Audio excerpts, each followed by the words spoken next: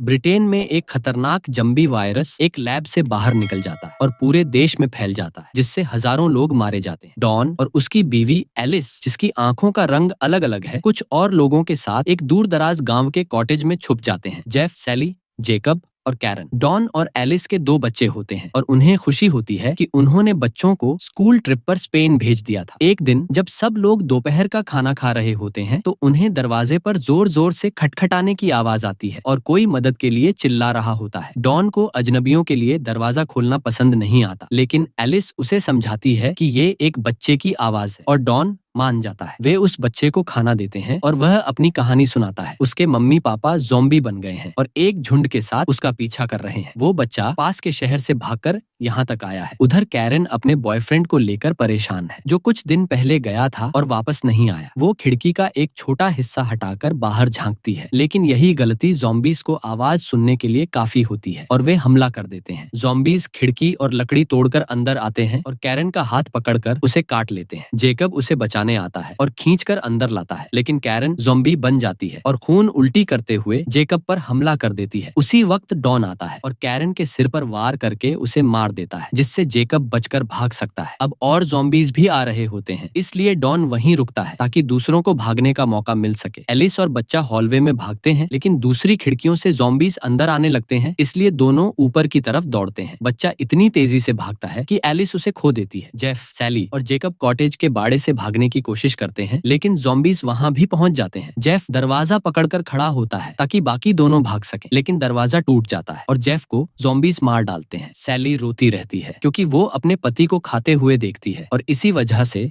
Zombies उसे भी पकड़ लेते हैं। जैकब उसे बचा नहीं पाता और हैच बंद करके खिड़की से बाहर कूदकर भाग जाता है, जबकि सैली मारी जाती है। नीचे डॉन काफी सारे ज़ॉम्बीज को मारता है, लेकिन हथियार खो देता है और फिर उसे भी भागना पड़ता है। उसे एलिस की चीख सुनाई देती है तो वो उसके पास दौड़ता है और कहता है कि चलो यहाँ से भागते हैं, लेकिन एलिस बिना उस बच्चे को लिए नहीं जाना चाहती। डॉन वहीं रुकता है। एलिस बच्चे को ढूंढ लेती है, लेकिन तभी एक ज़ॉम्बी उनके बीच आ जाता है और डॉन उनसे अलग हो जाता है। एलिस मदद के लिए चिल्लाती है, लेकिन डॉन डर जाता है और खिड़की से बाहर कूदकर भाग जाता है, अपनी बीवी और बच्चे को ज़ॉम्बीज के साथ अंदर छोड़कर। डॉन खेतों के बीच भागता है और पीछे दर्जनों ज़ॉम्बीज होते हैं। वो एलिस को खिड़की से देखता है, लेकिन नजरअंदाज कर देता है। आखिरकार वो नदी के किनारे पहुंचता है, जहां जेकब मोटर बोट को खोल रहा होता है। डॉन पहले नाव में चढ़कर इंजन चालू करता है। जेकब नाव खोलता है, लेकिन चढ़ते वक्त फिसलकर पानी में गिर जाता है और वहां ज़ॉम्बीज उसे काट लेते हैं। जेकब भी ज़ॉम्बी बन जाता है और डॉन पर हमला करता है, लेकिन डॉन उसे लात मारकर नीचे गिरा देता है और मोटर बोट स्टार्ट करता है। वो प्रोपेलर से जेकब को मारने की कोशिश करता है और फिर सुरक्षित निकल जाता है। वायरस फैलने के 15 दिन बाद ब्रिटेन को क्वारंटीन कर दिया जाता है। 28वें दिन तक पूरा देश तबाह हो चुका होता है। 5 दिन बाद ज़ॉम्बीज भूख से मरने लगते हैं और 11 हफ्ते बाद यूएसए की नेटो फोर्सेस लंदन आकर सफाई शुरू करती हैं। 18 हफ्ते बाद ब्रिटेन को इन्फेक्शन से मुक्त घोषित कर दिया जाता है और 24वें हफ्ते तक रिकंस्ट्रक्शन शुरू होता है। जो लोग केओस के वक्त बाहर भाग गए थे, उन्हें वापस लाया जाता है। अभी भी अमेरिकन सोल्जर्स लंदन की सुरक्षा में लगे हैं और उनके पास करने को कुछ नहीं है, तो रेडियो पर मजाक करते रहते हैं। ताजा प्लेन से कुछ बच्चे स्कूल ट्रिप से वापस आते हैं, जिससे डॉक्टर स्कारलेट नाराज हो जाती है, क्योंकि उन्हें लगता है कि बच्चों के लिए ये समय सही नहीं है। जब वो सभी नए आए लोगों का टेस्ट कर रही होती हैं, तो उन्हें टैमी और एंडी मिलते हैं, डॉन